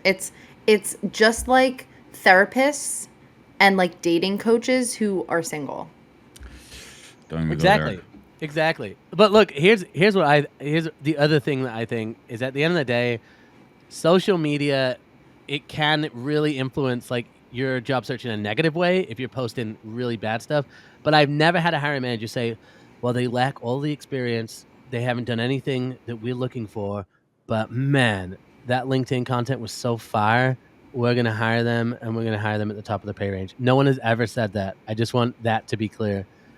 So why don't we see what the rest of LinkedIn thinks? And this is what I call a dumb poll, a dumb Joel poll, because 91% of people agree that it's the resume. And if I go through some of these comments, to be fair, someone did say it depends on the role, but I think most people still view social media as personal in nature. David Pollard said the demise of resumes was premature, ? most of my clients want the LinkedIn profile included in submittals. And I'm like, yeah, but they still want the resume. Someone said I recruit in vibes. So now you better have good vibes. Vibes is getting jobs. But guys, this is why I'm so big with these polls, because sometimes there's just content, and the original post went like viral, and then I just think like job seekers, they already have so much to think about, and it's like resume is going to Giving get them you a more job. work. Giving them more work, more stuff to focus on. So there we have it. You can sell courses. You can you can sell courses, brand deals. Shout out to brand deals. Does this surprise you though? Is anybody shocked by this? Anybody out there surprised by this? Is any recruiters out there want to kind of go at me with this one? Because I thought it was pretty clear. I think it's a combination, right? I mean, I think it's generally it's bad. It's a bad take from her, which I'm not surprised. I've seen a lot of bad takes, and some of them I think are bad takes for the purpose of being controversial, to draw attention and eyeballs. Similar to Joel, the one I've been sharing in our private conversation too. Some of them are meant to be polarizing, right? I don't know. Polarizing, right? But I also think that I don't disqualify a candidate who does not have a good social media presence. But if I see a candidate and I look at their LinkedIn and I see they're talking about the industry and they're bringing up relevant industry news, that's a plus. That's a check plus. But it's not going to overtake their resume. I seem to know their experience and their qualifications and potential ability to do the job. Would Danielle, let me. What's icking you over there? I sent a little ick click over there. It click. What are some things that people maybe shouldn't do or should be thinking about when it comes to social media on the job search? Like, what are some things you've seen where you're like, all right, that could disqualify you? Yeah, I mean, it really, one of the things is like, how are you using your social media? So if you're using it to like post thirst traps and like Are you calling me out? Are you calling me out? Yeah, I am. But like showing off your brat summer, like I don't recommend that you put yourself on public, because usually a hiring on manager blast? is going to see any social media presence that you have. Because most people check that thing when they hire people. And so, yeah, that's like one of the first things is be very mindful about how you're using your social media and who has access to it. And the second thing is, be mindful also about like the types of content that you're posting, right? Like you don't want to post stuff that makes you super unhireable like Joel does. You want to post things that showcase your thought leadership, that Dude, I'm showcase so hireable. Ick memes all day long. that showcase, You know like, what? you're- When I get hired as like president of some big company, I'm coming back to these clips and I'm shoving them in your face. Okay. Well, I do real quick. Tommy said in the comments, he said if you see a recruiter with less than 500 connections, that is always questionable. Yes I used to recruit recruiters. I think that can be true if it's like professional roles, but I would argue with staffing. I know some killer staffing recruiters for real. that have like 200 connections on LinkedIn. I agree with Joel. They're hunting elsewhere through other relationships. They don't need to be on LinkedIn. Anyway, Joel's keep it poll's moving. over. Joel's you got polls, ideas for a Joel's poll? polls. DM me because I love hearing poll ideas. I'm all about it. Oh my God, let's Thanks, get into guys. it. One is let's pull up this article here. Oh. Is HR your friend? Is Oh, HR your friend? Danielle, is HR your friend? I was talking to my friends last night about this. Are they in HR? The HRBPs. They're employees. And one of them had to take a leave of absence for a couple months, about a year and a half ago. And he said to me, oh yeah, like I went to HR and I was about to take a leave of absence, like unpaid. And then HR was like, oh, but you could get paid for this. You just need a doctor's note. What? Dang. So I was like, oh, does HR have your back though? Are they setting you up for like, oh, now you have a doctor's note? Where'd that come from? Right. So anyway, so he takes the pay, he comes back and he Takes the stays what? at the company another 2 years. And it's like, oh, okay, great. So they just retained an employee. Obviously, it's a weird market, and he probably isn't super excited and enticed by, the lack of options out there. So that's definitely part of it. I think that's the case for a lot of people right now. But there's Unless something your to be social said- media presence is big, then you can just get a job with the Hermoses.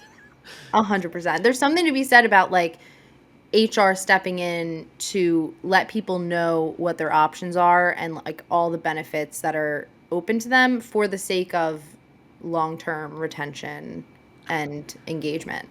So this is good, and I think a good company's culture, the HR team is there to support the employees, but also look out for the company. I think it's a double-edged sword there too, because The ultimately balance. it's a balance, right? And I think that's kind of the thing. And like I think we need to move past the idea of HR being narcs. Also, first and foremost, HR is not TA. Let's seriously break that. Like break that myth divide immediately. that up. Let's divide that up. So Church and state different. right there. We need to do that immediately. But when it comes to HR, it's like they're human resources, and I know we have the realist, human headhunter here. Like we have to always remember that the role of HR should be to take care, look out for the employees, and also keep an eye on the company too. So know where your bread is buttered on that. And a good HR practitioner will do exactly what they did for your friend. Like, hey, just a heads up. I don't know if you know this, but here's a benefit, or here's a different way to do it, because they're looking out for the company to retain good employees. Well, and you always Not always looking out for a negative. you're always gonna have good people. There's good people out there, right? But some of the video, I will say this: some of the most viral videos I've ever done on TikTok are on this topic. Not of HR being your friend, anybody being your friend at work. And honestly, people are like, "Well, Your friend Evan. I met my best friend at work," and I'm like, "Okay, that's great. It doesn't mean that everybody out there is looking out I for met you." my soulmate. And then I'm also and then people are like, "Well."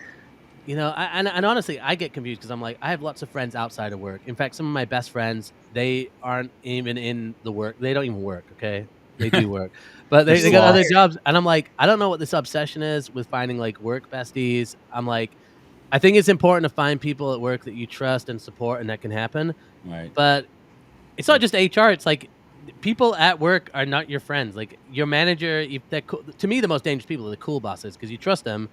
You go Do out with not them and friend you them say on something. Instagram. Do not friend We're them not on Instagram. Do friends, not friend them Joel. on Instagram. But I'm a lonely person. Okay, let's just. And I I'm mean, we talked unhireable about now. that last week with So unhireable. should you follow your bosses on social media Yeah. or your colleagues? The answer was not your boss, but you can do that with your colleagues. It's just like it's a decision. Because once you cross that line, you then have to be conscious of it and you have to keep reminding yourself of it. But back to the HR question, is HR your friend? Joel, what do you think? I think sometimes I just think you'd be smart, be wise, be careful. And at the end of the day, like I do think they have an obligation to like everybody, but that also means then like they have an obligation to the company and you and people and like everybody. So it's you just got to tread carefully. And I got warned by this in my first role. I was on a call with HR and I was about to tell them something, and then one of my coworkers was like, I'm like, "What?" And they're like, "Don't tell them what you're about to tell them." So just be warned. And there's always going to be good people, right? Yeah. I love HR people. I'm my Love HR favorite. I people. love HR, recruiters. but HR doesn't pay the bills. Commercials do. Dang. All right. Oh, that was cool.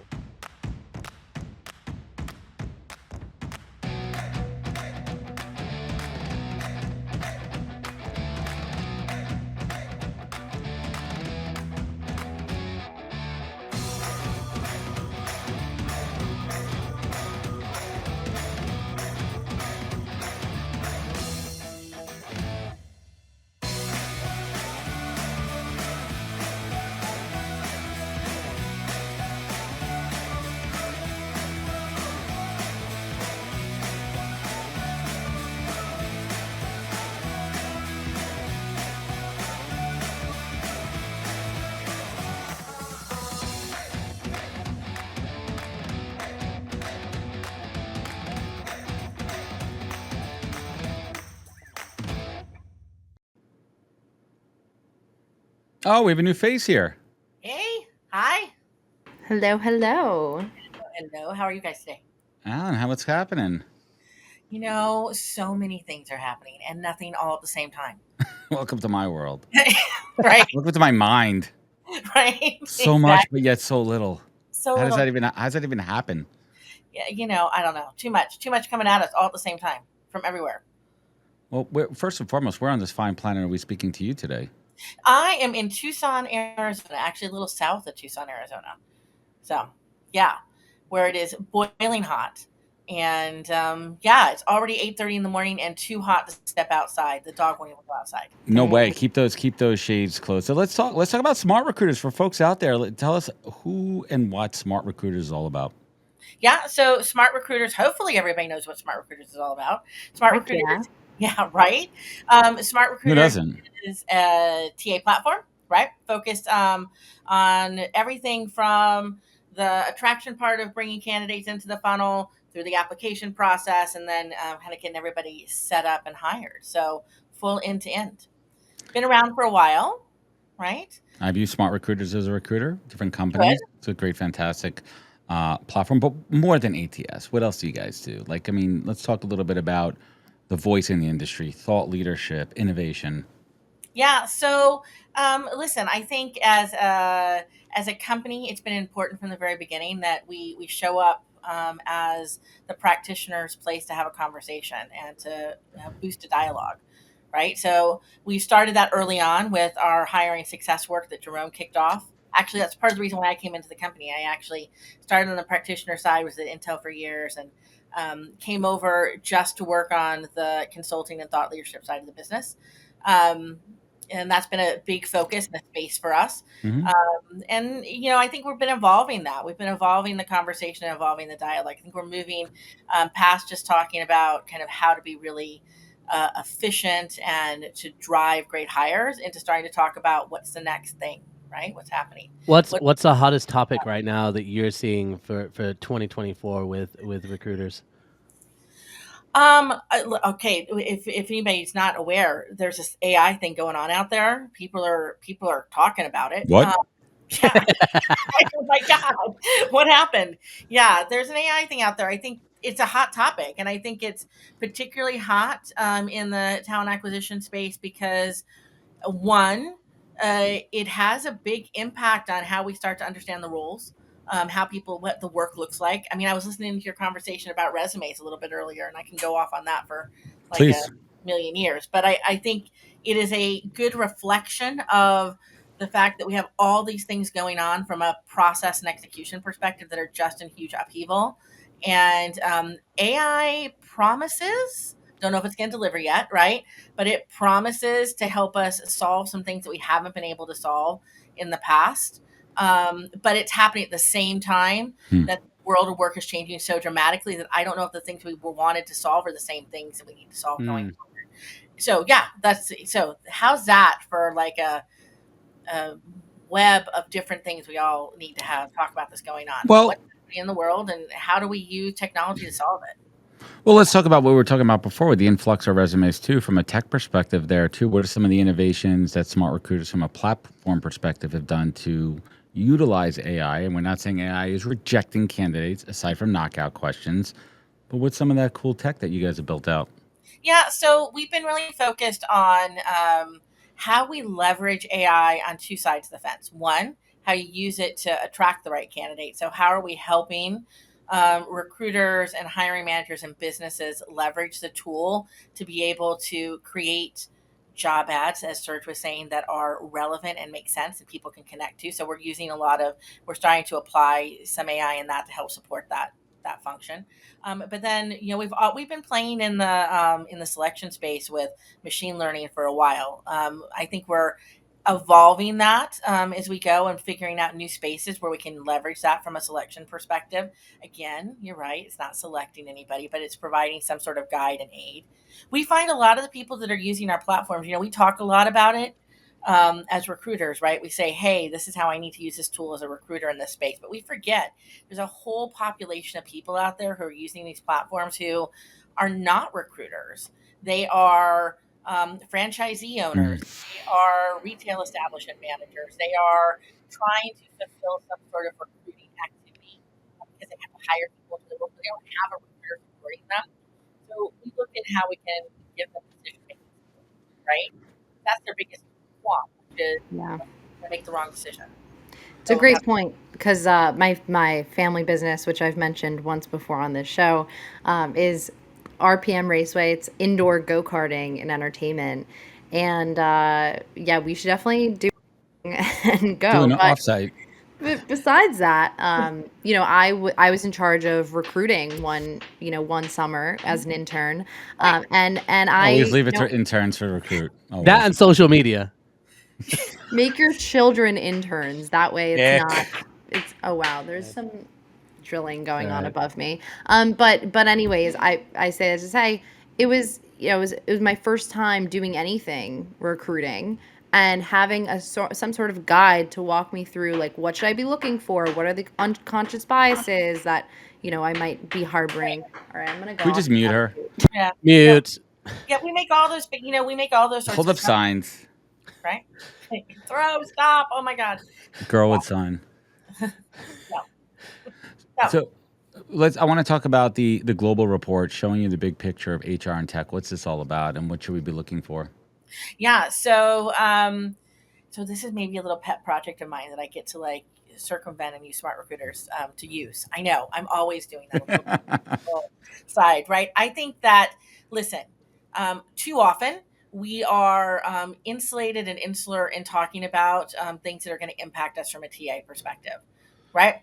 We think about it like TA. And then if we're really maybe a little expansive, we may say, oh, well, let's think about it from the larger HR envelope. Right. We kind of put that lens on it. I'm really interested to start having a conversation with everybody about what's happening in the world and how that impacts what we're doing when we start to connect people to jobs. Right. There's the socio-political stuff. There is stuff that's happening just in how we think about work and consumerism, and all of those components are interconnected together. So I'm hoping we get an opportunity to spark some maybe controversial conversations together, which I'm not at all afraid to have, which is, And I love that. and where could folks find this report? Is it ready for download? not yet. It's coming. Ooh, when is it coming? It's coming. We are in the process of building out. So it's going to be part of what we're doing this fall. We're going out big this fall. We're starting with our hiring success conferences in Amsterdam. We'll be at HR Tech, then we'll be in Melbourne, then we'll be at Unleash. So part of that whole framework that happens in the beginning of September, taking us all the way through the end of October, we'll have some of this data starting to come out and seed into the conversation. That is exciting. How are you guys planning on looping in other thought leaders in the industry to help disseminate and spread the word? Well, I can't tell you that. No, I can't. Oh, Well, that's some alpha, Alan. Well, listen. We have a group of people. One of the things that's been really helpful for us as a company, but also helpful for myself and others that work in the space, is that we've got a pretty good group of friends that we connect with and that we talk with on a daily basis, right? So some of that is connecting with people like yourself and getting out there and starting to have broader conversations. Some of that is looping them in and bringing them into supporting our customers and pushing some additional dialogue. For example, James Ellis is doing some great work with our customers right now. James Ellis now. shout out James Ellis. Love James. I've been a James. James and I have been circling each other for years. Great fans.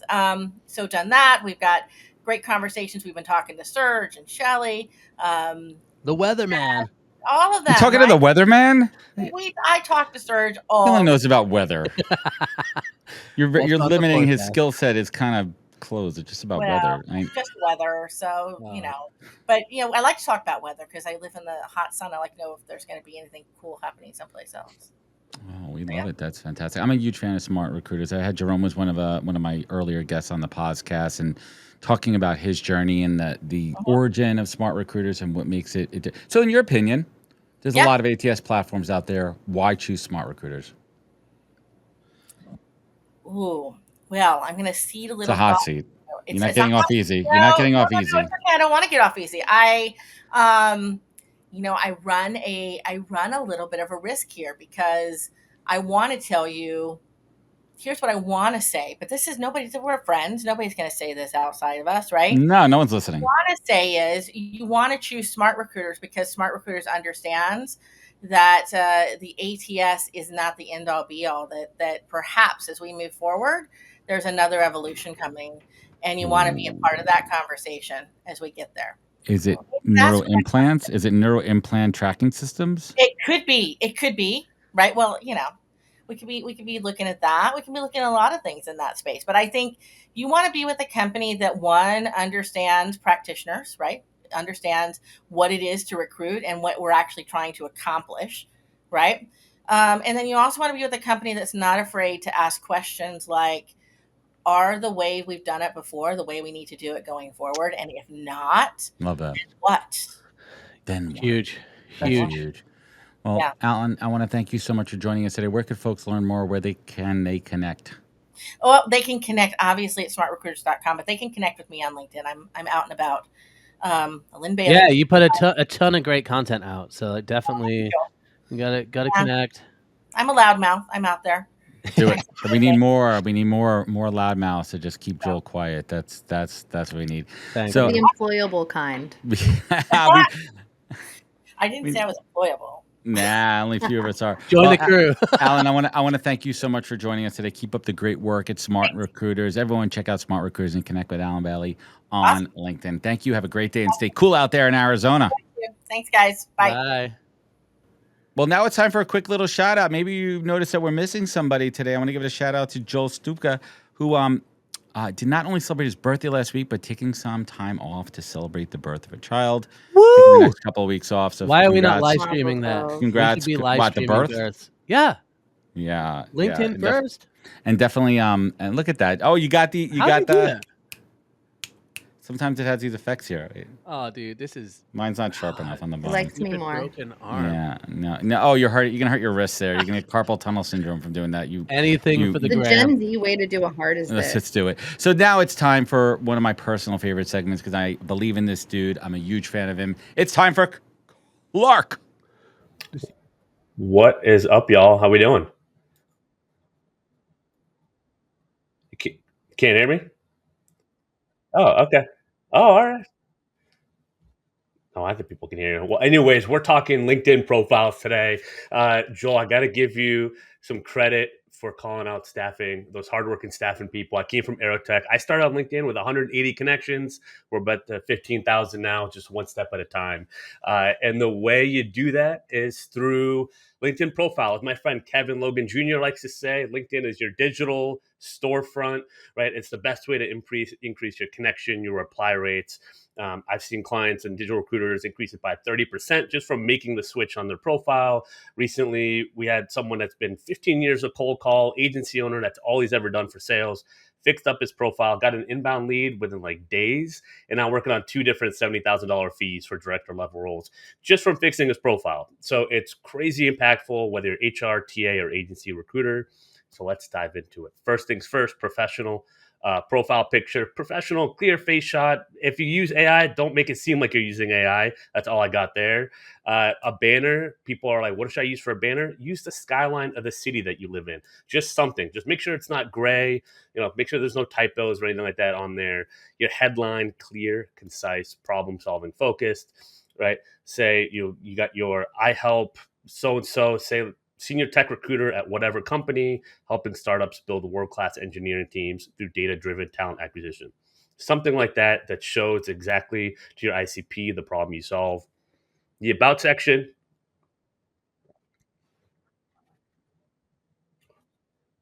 Yeah, look at it as a sales page, not a resume.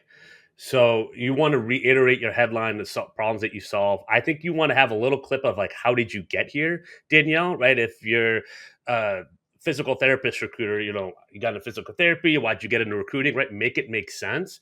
But it's a little blurb in the about section. You really want to focus on showcasing like recent relevant placements, say if you're an agency recruiter, right? Show your next ideal client and hiring manager that you've already solved the problem that they have or they will have, right? So reasons that they should be connected and pay attention to you. And then you got featured section. I'm curious again, your guys' take. Do you think recommendations should be on there? I think more it should be content, maybe a Calendly link or something like that, depending on what you're looking for. Yeah. I think newsletter is a good piece to have there. on there too. I think recommendations are interesting, right? Because they could go a couple different ways. It depends where they're coming from. If they're coming from an actual client, if you're in recruiting, versus like, that's my boy John over there. He says I'm cool. Yeah, I think it's already on the page, so it's like kind of maybe put one on the featured section or something. It could drive them to see the rest. I think but press is good to put on there too. Social cred, social proof. Social proof is What huge. are your thoughts with the hyperlink or the custom button? Custom button. I love it. I Yeah. mean, Which one though? Do you use the hyperlink on the profile or like the custom button that shows I up use the link, so I think it's like work with me or learn more or something like that. It can go to like the digital recruiter application. Clark. Sometimes I've had the link tree. So Yeah, that 1-800 doesn't show Clark. up then Yep. like on all your posts then, right? I don't think so. Okay. No. And you've seen better conversion with that then?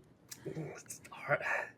I've always just it's a little bit by kind of feel and just seeing the inbox and seeing the applications, but I've had a big increase the last couple weeks on just calls and applications. So I think just getting it right to where I want them to go, because Right. I assume they're going to click on my profile. I want them to click on that link. Like that's where I want people to go, and they can decide like, sure, I want to learn more, or no, forget about it. And I want them to be decisive in the action. So that's why I like the link better than the custom button. Love it. I feel the same way actually. I think I've tested both, and I found that when I've had the link, which I don't have right now, I got the custom button just because I'm not really trying to push for meetings.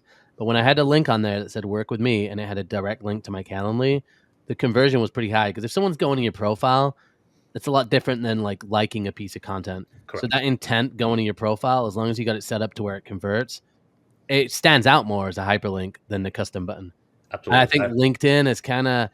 I wish the custom button was more like emphasized because it's kind of hidden in there under like 5 other buttons. So it's classic LinkedIn, Well, right? it's not totally hidden. I mean, if I'm looking at my profile now, mine's like, how could I help you? Doesn't it come up in like your it comes up. bio? The custom button comes up on all Yeah. your posts, DMs, and everything. But it's also like you can't even choose the text on it. I don't know. Right. And to visit the website, it can seem salesy marketing. Look, it depends on your audience and what you're going for. So it could be a little customizable, but it's just good to kind of consider both. Well, how Adam's got both? How does he have both? He's got Yeah. request He's services. a wizard. He's got Total- request total services. And how wizard. can I help you? How did you do that? Where do you see request? I see. How could I help you? Oh, request Yeah. services too. Yeah. Oh, Oh yeah, I yeah. have that too. Yeah. Joel just doesn't have it because he's got too many followers. Just people. Whatever. I'll just rely on Too TikTok. popular. It's cool. But then I have no services available. If I was curious with that city comment though. I've always been trained that like on the banner you want to Yeah. like emphasize maybe showing you speaking or maybe showing you do whatever it is the thing that you do. And you're saying with like a city on there. Whatever it is, something to get started, right? Yeah. If you there's levels to all this stuff to the profile, and it kind of surprises people how deep you can go with just your profile changes and the different tweaks you can make. But if you have nothing, go to Google. If you live in San Diego, put a skyline of the day of San Diego. Just do something so you don't have the gray banner, especially if you're a recruiter and you're using LinkedIn. Like there's no excuse not to have something filled out, and you can work on a banner or have someone help you out or whatever, but just to get started, just have something there and just be personable, right? Exactly. Be a human. Always be testing, always be learning. Clark, how's life going? You got a bunch of kids, little ones. We do. We have one. One. I thought you had two. We have one. Well, I haven't announced it anywhere, but we do have another one on the way. So, let's go. So, Can't go sleep. Wow. or anything. So, yeah. Congratulations. We're just out here announcing things. Left and Announcing right. things. Breaking news. If you guys want breaking news in the world of HR, TA tech, and babies and other cool stuff, definitely tune into the HR Morning Show. It is your source. It is your place. Well, that's awesome, Clark. We're excited for it. I haven't had my second cup of coffee yet. Don't worry. God. Unreal. I know who you are. Thank you. I appreciate it. I know you do. Yeah. Yeah. No, we're excited. It's fun. We're recruiting away. Agency's good. Digital recruiter's good. So, always happy to talk more to people out there. Life is good. Definitely. Well, awesome, man. Keep up the good work. We want to thank Clark and all the folks over at Digital Recruiter. Be sure to tune in every week for his segment. What do we talk about next week? We get a little sneak preview? Do we know? Do we even know what we're talking about? Send me ideas. I got a bunch of stuff we could cover. We could cover, we're doing a little bit of automation, AI, Clay.ai, pulling job board. I mean, we could do a little bit of that. Do some messaging, whatever. Yeah, maybe we'll talk about, I'm messing around with this product called Draft Board too. It's an affiliate job board, which is pretty helpful. And I still have to screen the candidates that come in just by resume, like approve or not. Interesting little revenue generator there too, and add some value as a recruiter. Hey, listen, I may not have a job in your area, but check out my partner job board. So find different ways as a recruiter to monetize and add value at the same time. Absolutely.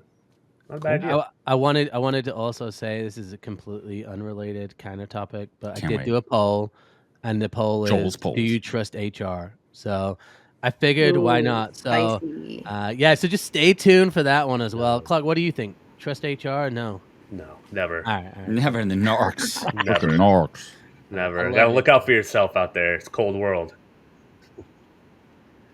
Well, Clark, we want to thank you for joining us today. It Thanks, is Joel. the time to end the show. Our time has come. We've been live for 1 hour and 54 minutes, John Baldino. Thought this show was supposed to go.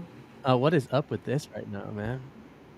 We want to thank everybody. We want to thank Aaron. Big shout out to our friends over at Aaron, Mike Staffy, and the team over there. Aaron, the Internal Mike Mobility Staffy. app. Thank you for your support today. If you guys want more, you know where to tune in. Every Tuesday morning, find Joel, Danielle, and I right here, same bat channel across all your LinkedIn platforms, streaming across other social media. And please, please go check it out. Purple. Yeah, follow us on LinkedIn. AI.io. Follow us Yeah, on LinkedIn. come on. Follow us. Hit that smash button, everybody. Big thanks to all of our correspondents out there. Big thanks out to Evan White. Angela. Hey, Yes. we got White Evan in the house. White Evan is in White Evan. That's his rapper name. It's amazing. He's so good. He's going to He's be so performing with Flava Flav at HR Tech next month. Oh my God. It's gonna be Flo Flavor, Rida, White Evan. Oh, it's gonna be a good one out there, everybody. And He all can his do it. cousins. And all his cousins. But thank you to my esteemed co-hosts here. This is a good one, and we want to thank everyone for tuning in, giving us your time, giving us your attention. Remember, be good to yourself, be better to others, and catch us next week for See you another guys. great HR morning show. Take care, everybody. Bye bye.